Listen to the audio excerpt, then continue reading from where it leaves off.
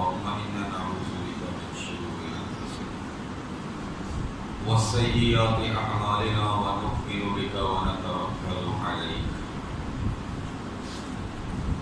الحمد لله وكفى والصلاة والسلام على محمد المصطفى.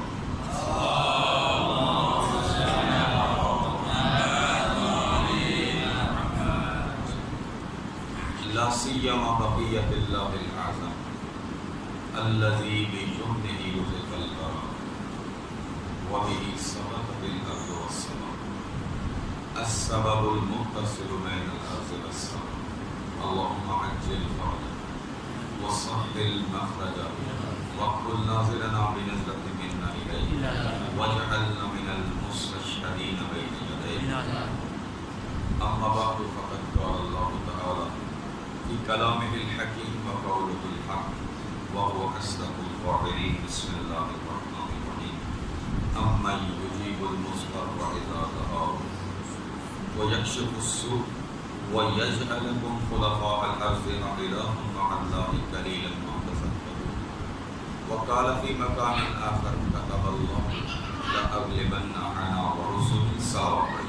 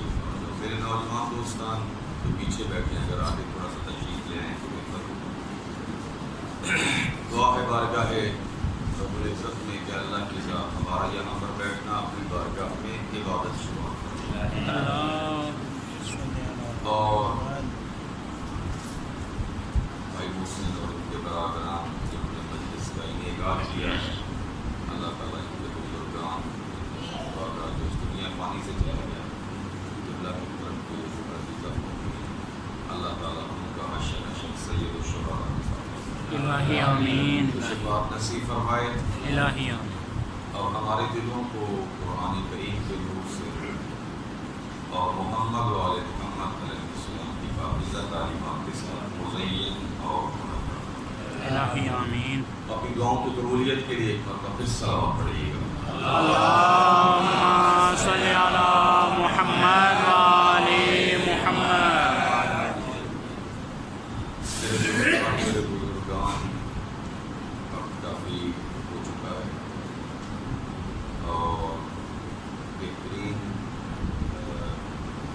مطالب اور صاحب نے ذکر فرمائے. ان کی اجازت سے ہی چند مطالب کو آگے بڑھانا بندہ کی اس کو لازم سمجھتا ہے. تو اتنے تھوڑے سے وقت میں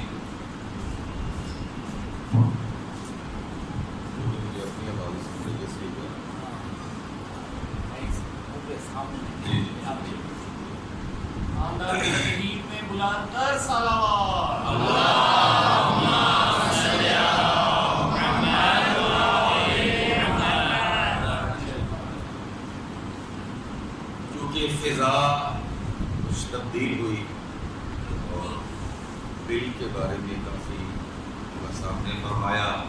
اگرچہ آیت بندہ حقیق سورہ نمل کی آیت نمبر 62 کہ جس کا ترجمہ یہ ہے کہ آیا وہ خدا وہ ہستی بہتر ہے کہ جو مضطرب اور پریشان کا شخص جب اس کو پکارتا ہے یجیبو تو اس کی دعا کو قبول کرتا ہے، وَيَكْشِفُ السُّوءَ اور کائنات کے دکھ درد کا مداوع ہے تو اس کے پاس ہے، وَيَجْعَلَكُمْ خُلَفَاءَ الْأَرْضِ اور اس نے تم کو زمین میں مالک نہیں بنایا، جانشین بنایا۔ اَإِلَٰهٌ مَعَ اللَّهِ تو اللہ کے ساتھ، اس قادر و قدیر اور مالک خالق اللہ کے ساتھ تم دوسری قدرتوں کی طرف کیسے جاتے ہو؟ وہ قدرت نہیں، وہ میری ہی قدرت۔ قلیلا ما تذکرون اور بہت کم لوگ ہیں جو نصیحت حاصل کرنے والے ہیں۔ ان میں سے اس آیت کو انتخاب کیا تھا، اگرچہ ممکن ہے چند ایک نکات اس کے بارے میں بھی عرض کیے جائیں، لیکن اس سے پہلے چند ایک عرائض اور عرض کرنا چاہتا ہوں کہ شیعہ نے حیدر کرار پر یہ پہلا وقت نہیں آیا اور نہ یہ آخری وقت آیا، توجہ تو ہے میرے دوستان، نہ یہ پہلا وقت ہے نہ آخری وقت ہے۔ خدا کے وعدے کے اوپر ہمیں اعتماد ہے اس چیز کا جو آیا وفی ہدایہ عرض کیا آپ کے سامنے۔ اللہ نے اس بات کو لکھ دیا ہے، میں غالب رہوں گا اور میرے نمائندے غالب رہیں گے۔ یہ اللہ کا وعدہ ہے، کتب اللہ لأغلبن انا ورسلی، اللہ نے یہ بات لکھ دی ہے۔ صرف یہ نہیں فرمایا کہ میں غالب، نہیں، ضرور بھی ضرور غالب ہوں۔ انا ورسلی، میں اور میرے رسول ہمیشہ غالب رہیں گے۔ دنیا کے اسباب اور دنیا کی طاقتوں کو دیکھ کر گھبرانا نہیں کہ اب طاقت امریکہ کے پاس آئی ہے تو امریکہ سے ڈر جائیں، روس کے پاس آئی ہے تو روس کے پاس ڈر جائیں، نہیں، پریشان نہیں ہونا۔ آج اگر کیا کہتے ہیں مکاری اور مکر و فریب کے ساتھ شیعہ نے حیدر کرار کے خلاف سازشیں ہو رہی ہیں تو یہ پہلے بھی ہوتی رہی ہیں، لیکن خدا کا یہ وعدہ ہے کہ یہ نور خدا کو بجھانا چاہتے ہیں، ہم کامل کر کے رہیں گے۔ نور خدا واللہ متم نورہ یعنی نورہ، البتہ آیت کو غلط نہ پڑھو، متم نورہ ظاہر ہے، اور اللہ اپنے نور کو کامل کر کے رہے گا۔ اللہ اپنے نور کو کامل کر کے رہے گا، اللہ تعالیٰ کا یہ وعدہ ہے، لیکن شرط یہ ہے، آغا صاحب فرما رہے تھے نا کہ ایمان اور عمل صالح لازم ہے، ایمان اور عمل صالح لازم ہے، لیکن یہ ثمر آور اس وقت ہوگا جب اس میں خلوص ہوگا۔ جب اس میں کیا ہوگا؟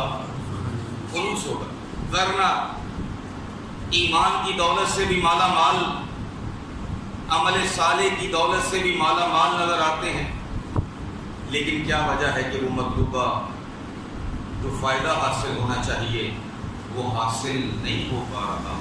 اس کی وجہ یہ ہے لِيَبْلُوَكُمْ أَيُّكُمْ أَحْسَنُ عَمَلًا، جو اللہ کی ذات عمل چاہتی ہے وہ فقط عمل نہیں چاہتی بلکہ احسن عمل چاہتی ہے۔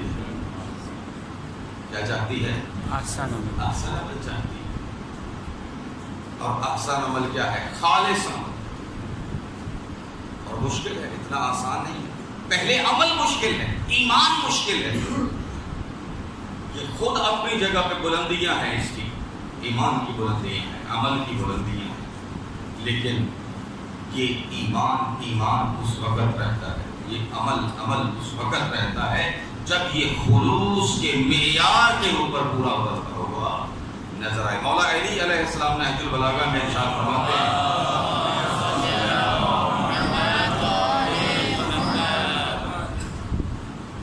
من احبنا اہل البیت فلیستعد لجلباب الفقر، فرمایا جو ہم اہل بیت سے محبت رکھتا ہے وہ مصیبتوں کے لیے تیار ہوگا۔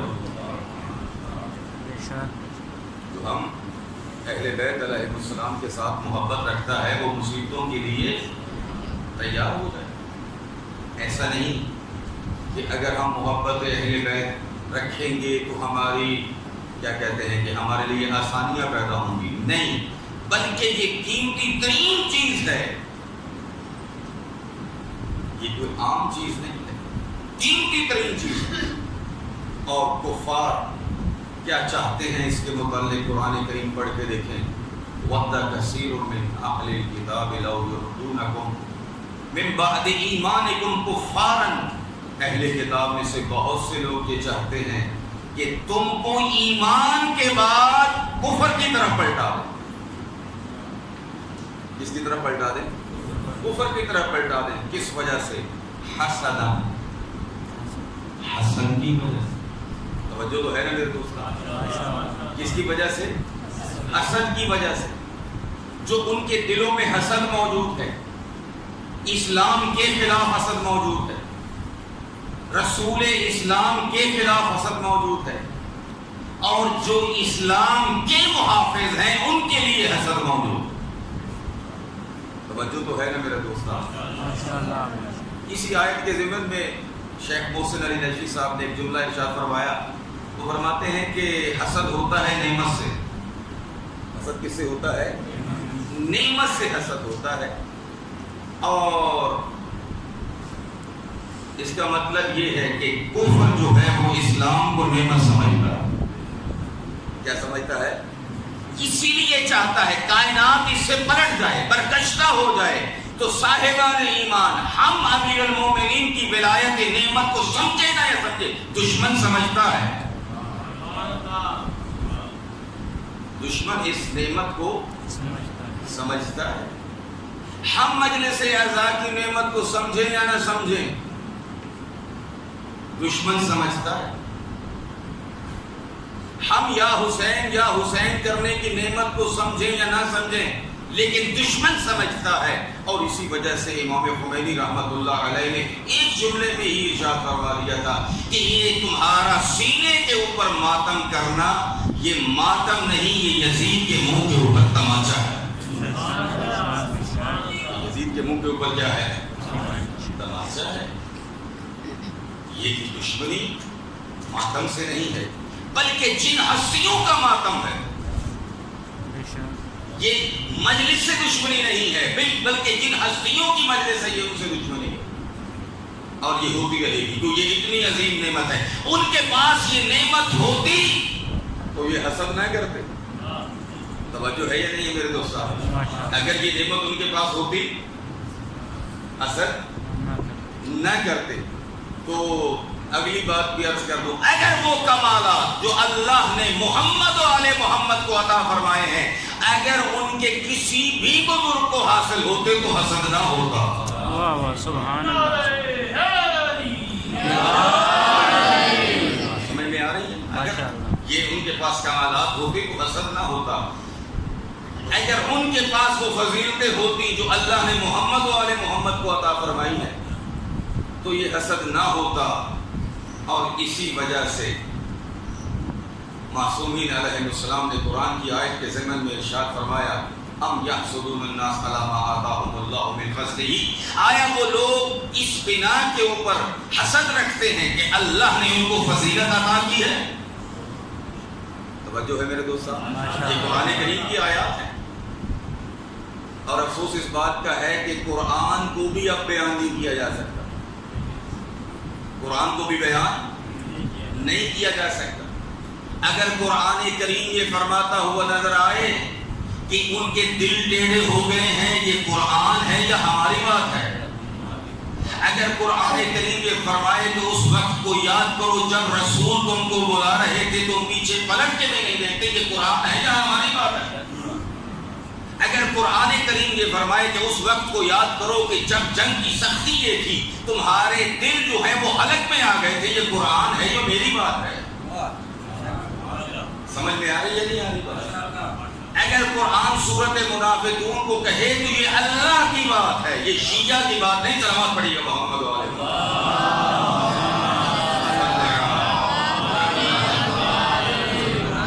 دین اسلام دین عدل ہے، اور دین اسلام عین حقیقت ہے۔ اور جب انسان حقیقت سے پلٹتا ہے اور جب حقیقت سے آنکھیں چراتا ہے تو اس وقت اس کو حقیقت کڑوی لگتی ہے. الحق مر، رسول خدا صلی اللہ علیہ وآلہ وسلم نے ارشاد فرمایا حق کڑوا ہے.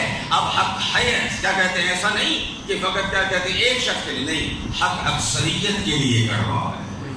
اور اللہ نے اسی لیے قرآن کریم میں گلا فرمایا اکثرہم لا یعقلون، اکثر جو ہے وہ عقل نہیں رکھتے، اکثرہم لا یشکرون، اکثر جو ہیں وہ شکر نہیں کرتے.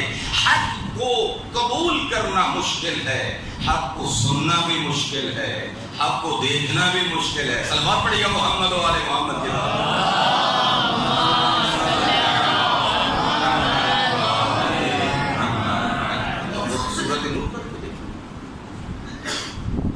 جب حضرت نوح لا الہ الا اللہ کی دعوت دیتے تھے تو آپ کو یاد ہوگا کہ قرآن کی آیات کی فرماتی نظر آتی ہیں کہ کفار اپنی آنکھوں کے آگے چادریں رکھ لیتے تھے، اپنے کانوں میں انگلیاں دے دیتے تھے، کہیں حق بات ہمارے کانوں میں نہ پہنچ جائے، کہیں حق بات جو ہے ہمارے کانوں میں نہ پہنچ جائے، ہم حق کو نہ دیکھیں، ہم حق کو نہ سنیں. اس کا مطلب ہے گھبرائے نہیں بیٹھے. ماشاءاللہ. میں نے وقت پہلے دیکھا ہے، آپ کے چہرے بعد میں دیکھا. ٹھیک ہے، حق اتنا مشکل ہے میرا دوست کہ جس کو دیکھنا بھی مشکل ہے. حق اتنا مشکل ہے جس کو سننا بھی مشکل ہے. یہ مثالیں آپ کے سامنے موجود ہیں. گھر دے وچ ایک نمازی ہو گئے تے باقیاں نوں پریشانی ہو جاتی نہیں ہوتی. ٹھیک ہے، ایک شخص اگر کیا کہتے ہیں امانت دار ہو تو بے ایمانوں کو پریشانی ہو جاتی ہے نہیں ہوتی. بھائی آپ اگر ایک شخص گھر میں ایماندار ہو تو بے ایمانوں کو پریشانی ہو جاتی ہے. اور جن محفلوں میں کل ایمان کا تذکرہ ہو،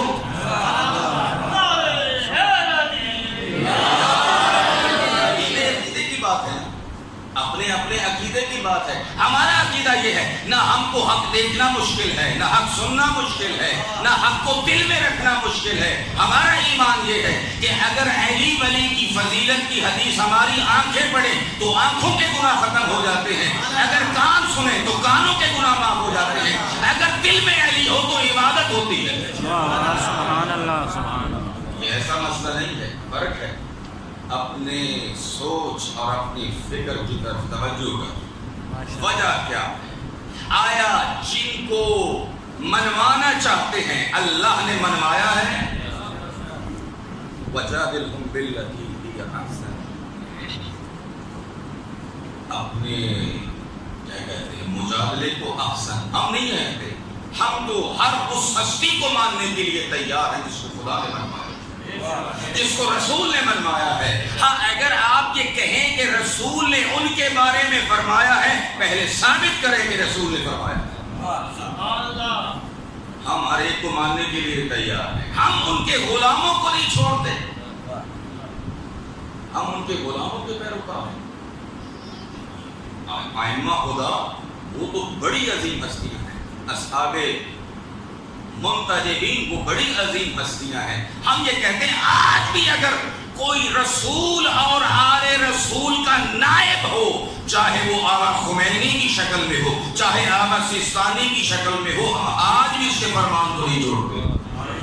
اصحاب تو بڑی دور کی بات ہے، اصحاب تو بہت دور کی بات ہے. حق کو برداشت کرنا مشکل ہے، لیکن تقیت الدین والدین آبائی، مولا امام جعفر صادق علیہ السلام، تقیہ میرا بھی دین ہے اور میرے اجداد کا بھی دین ہے. تقیہ میرا بھی دین ہے. وہ معروف حدیث جو چند مرتبہ آپ کے سامنے عرض کی ہے، جہاں پر امام جعفر صادق علیہ السلام نے ارشاد فرمایا، بارے میں سوچ رہا تھا لیکن آج اس کی وضاحت سمجھ میں یا چند دن سمجھ میں آئی کہ امام نے ارشاد فرمایا نفس المحموم لغمنا تسبیح، کہ ہمارے غم میں ٹھنڈا سانس لینا اللہ کی تسبیح ہے. وَحَمُّهُ لَنَا عِبَادَةٌ اور ہمارے لیے غم زدہ ہونا یہ عبادت ہے. وَكِتْمَانُ سِرِّنَا جِهَادٌ فِي سَبِيلِ اللَّهِ ہمارے رازوں کو راز میں رکھنا یہ اللہ کی راہ میں جہاد. ہمارے رازوں کو راز میں رکھنا یہ کیا ہے؟ جہاد فی سبیل اللہ، اللہ کی راہ میں جہاد. اب پتہ چلتا ہے کہ آل محمد کا راز ہر ایک کو بتانے کے قابل نہیں ہے. سوچ سمجھ کے بتایا جائے یا پھر وہ روش اختیار کرنی پڑے گی جو آل محمد نے کی. یہ مسئلہ آج کا مسئلہ نہیں. جناب فضل ابن شاہزان کے بارے میں پڑھی، امام علی رضا علیہ السلام کے صحابی، ان کے خلاف کون سی سازشیں ہوئی؟ ٹھیک ہے، خود ائمہ کے خلاف کون سی سازشیں ہوئی؟ ہم آسانی میں ہمیں بادشاہوں کو امیر المومنین نہیں کہنا پڑتا. حقیقت بات ابھی جس کا حوالہ دیا تھا جس کتاب کا، اس کے بعد صفوں کو آپ دیکھیں کہ امام رضا علیہ السلام پر کتنی مشکل تھی. بادشاہوں کو امیر المومنین ہمارے لیے مشکل نہیں ہے، ائمہ کے لیے بڑی مشکل تھی. لیکن اس دور میں بھی ائمہ خدا علیہ السلام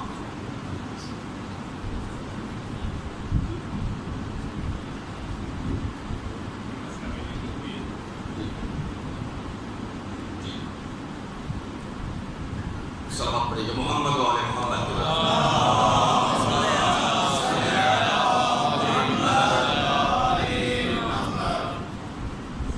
قرآن کریم جس طرف دعوت دیتا ہے اسی طرف ہمیں جانا پڑے گا.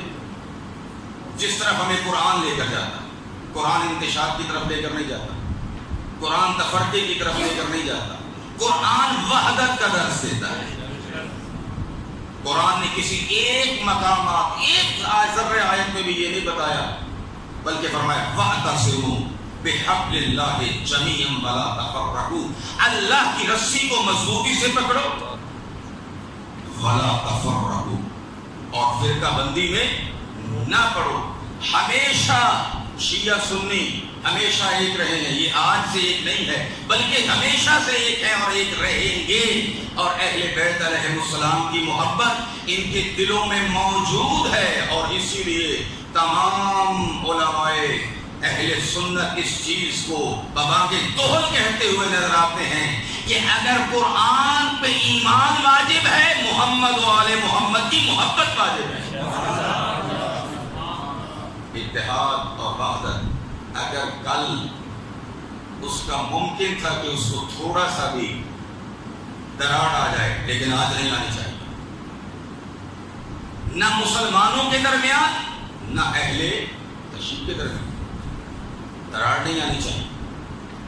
اپنا مکتب چھوڑو نہیں، دوسروں کا چھیڑو نہیں.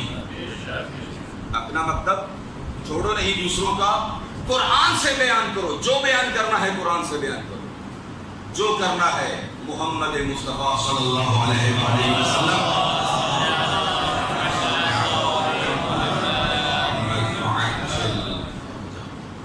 میرے دوستوں، میرے بزرگوں، آج دن ہے روز جمعہ، امام زمانہ عجل اللہ فرجہ شریف کا ہے.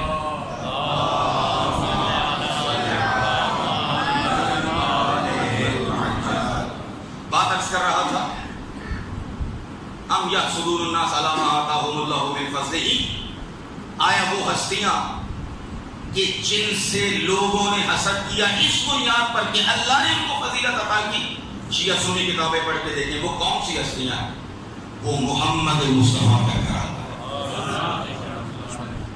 شواہد التنزیل اور کتابوں میں دیکھیں، بڑی بڑی تفسیروں میں شیعہ سنی کتابوں میں کہ ائمہ خدا علیہ السلام سے یہ فرمان موجود ہے. فرمایا نحن محسودون، ہم وہ ہستیاں ہیں جن سے لوگوں نے حسد کیا. ہم وہ ہستیاں ہیں جن سے لوگوں نے کیا کیا ہے؟ حسد کیا ہے. تو اللہ نے ان ہستیوں کو ایسی شان عطا فرمائی ہے. کہیں یہودیت خائف ہے اور کہیں عیسائیت خائف زدہ ہے. اسلام اپنے مقام پر اسی تک آتا ہے جہاں محمد و آل محمد. تیری اور میری بات نہیں. روز جمعہ امام زمانہ کا دن. کس کا دن ہے؟ امام زمانہ اجل اللہ فرجہ. اور میرا خیال ہے کہ تمام مسلمانوں کا یہ متفقہ عقیدہ ہے امام مہدی اجل اللہ فرجہ شریف تشریف لائے. اور ہم ان کے کیا ہیں؟ منتظر ہیں. کہ ابھی جو آیت امن یجیب المضطر اذا دعاہ ویکشف السوء، آیا وہ بہتر ہے کہ جو مضطرب اور پریشان کی فریاد کی اجابت کرنے والا ہے، اس کی دعا کو قبول کرنے والا ہے، ویکشف السوء اور لوگوں کی تکلیفوں کو دور کرنے والا ہے. اللہ اس آیت میں تمام کائنات کو بتا رہا ہے مجھ سے بہتر کوئی نہیں. مجھ سے بہتر کوئی نہیں. اگر خالق پاؤ گے تو میرے علاوہ خالق کوئی نہیں. اگر مالک چاہنا چاہو گے تو مجھ سے بہتر مالک کوئی نہیں. کوئی ایسا نہیں کہ جو تمہاری دعاؤں کو قبول کرے. فقط میں ہوں جو تمہاری دعاؤں کو قبول کرے.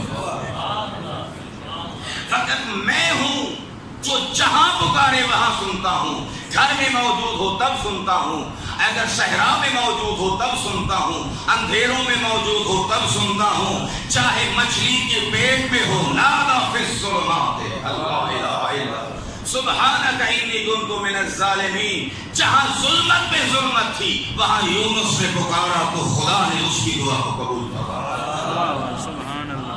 خداوند عالم نے اس کی دعا کو. اگر زکریا پکارے تو جناب زکریا کے کام آتا ہے. اگر یونس پکارے تو یونس کا کام آتا ہے. میں عرض کروں گا تمام کائنات میں عظمت ہے محمد مصطفیٰ صلی اللہ علیہ وآلہ وسلم کی کہ کائنات کے ہر ذرے ذرے کے لیے جو رحمت بن کے آیا، جو اس کی بارگاہ میں کھڑے ہو کر نیاز جمی رکھتا ہے، اس کو محمد مصطفیٰ کہتے ہیں.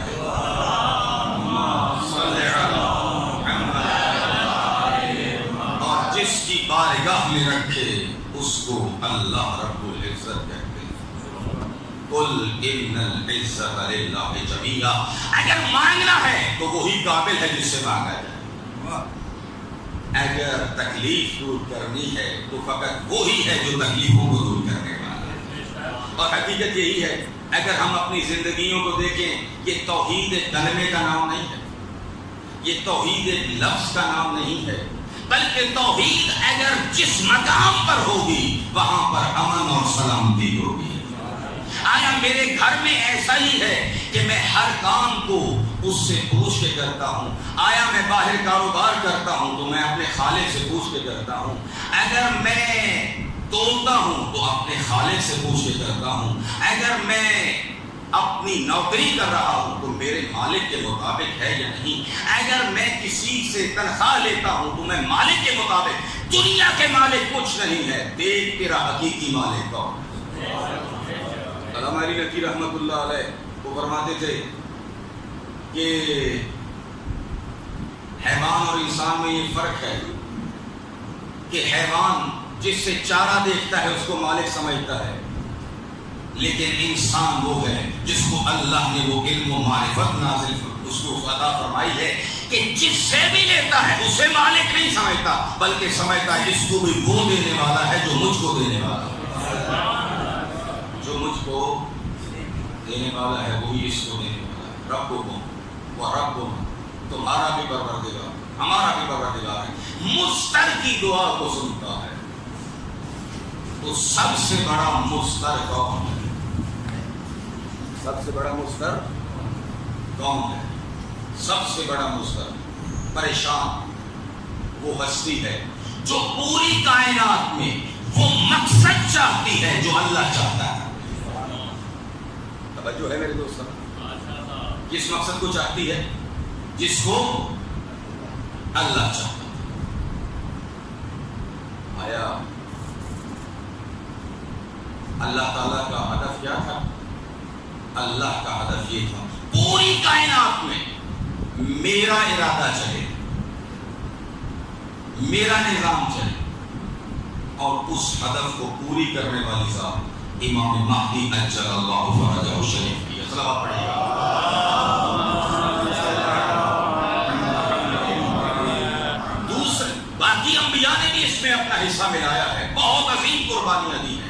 لیکن وہ عظیم مشن کہ جس کی حکومت ولایت اللہ کہلائے گی. جس کی حکومت کیا کہلائے گی؟ ولایت اللہ، اللہ کی حکومت کہلائے گی. امام زمانہ جل اللہ فرجہ شریف ہیں جو بارگاہ الہی میں اپنے ظہور کی دعا کرتے ہیں.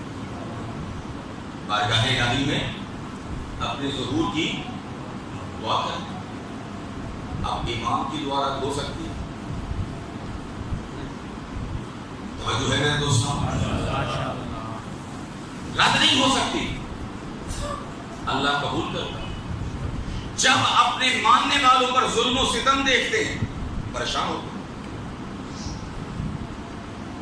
اور یہ آج کا مسئلہ میں نے عرض کیا، یہ آج کا مسئلہ نہیں، یہ ہمیشہ سے ہے اور ہمیشہ رہے گا، کیونکہ دین کی پابندی اتنی آسان چیز نہیں.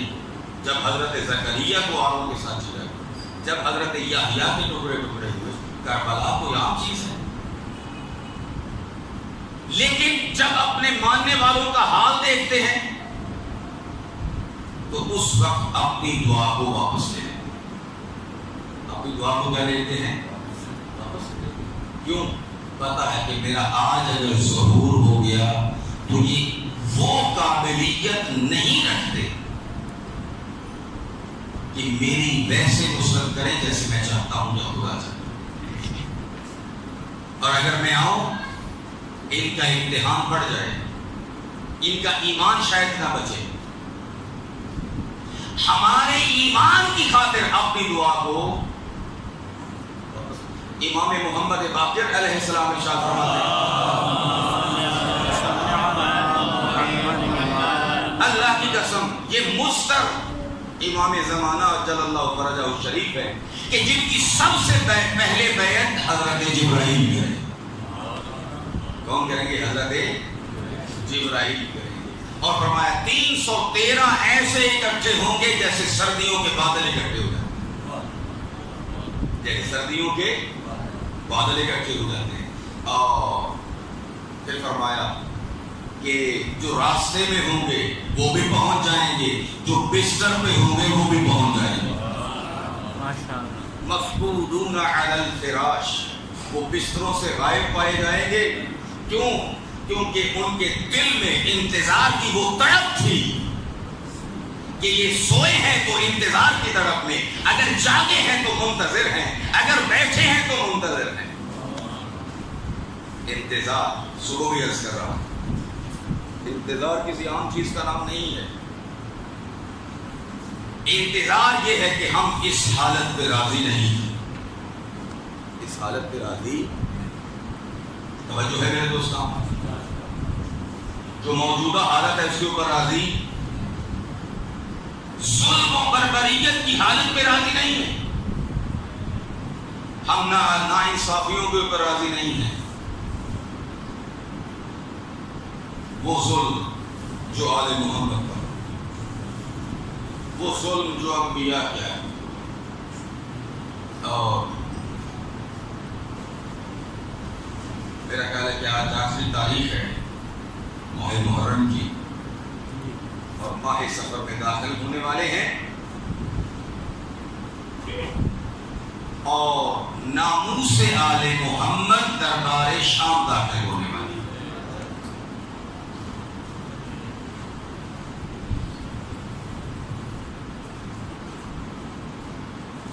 کوئی عام مسئلہ نہیں ہے. بڑا اچھا شعر ہے اور کئی مرتبہ پڑھا ہے صرف آنکھوں کو تر کرنے کے لیے کہ خدا ہماری نجات کا سبب قرار دے. نبی کی بیٹی، علی کی بیٹی تیرا مقدر، سوال چادر جواب پتھر. نبی کی بیٹی تیرا مقدر، سوال چادر جواب پتھر. آج بھی کوئی نبی کی اولاد میں سے انجانی جگہ پر بھی چلے جائے تو لوگ قدر کرتے ہیں، لوگ عزت کرتے ہیں. آل رسول ہے، احترام کرو. یہ نبی کا خون ہے. مجھے سمجھ نہیں آتی کیسے مسلمان تھے، نیزوں کے اوپر رسول کے بیٹوں کا سر تھا. رسول کی اولاد کا سر تھا اور عام ہستیاں نہیں تھیں۔ بعض روایات میں ملتا ہے کہ جب شام میں داخل ہوا نا یہ قافلہ، تو ایک عیسائی خاتون شبیہ پیغمبر جناب علی اکبر کی جب سر کو دیکھا تو نیزہ کے اوپر، تو یہ کہتے ہوئے نظر آئی کہ اس کی ماں مر کیوں نہیں گئی، اس کی ماں مر کیوں نہیں گئی؟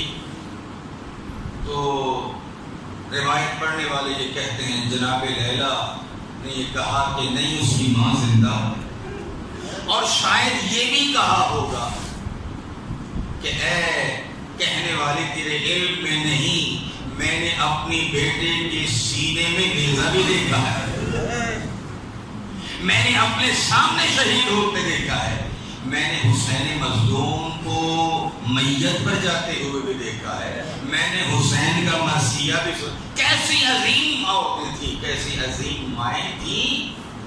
یہ جناب علی اکبر 18 سے، اور وہ بچہ چلے بڑوں کو تو نیزوں کے اوپر رکھا جاتا ہے، ماں کے سامنے 6 مہینے کا لال، 6 مہینے کا لال، اور یہی رو رو کے کہتی تھی جناب علی اصغر کی والدہ مثلو کا خوش کہو، اے علی اصغر تیرے جیسے بچے بھی ذبح ہوتے ہیں، تیرے جیسے بچے بھی ذبح ہوتے ہیں۔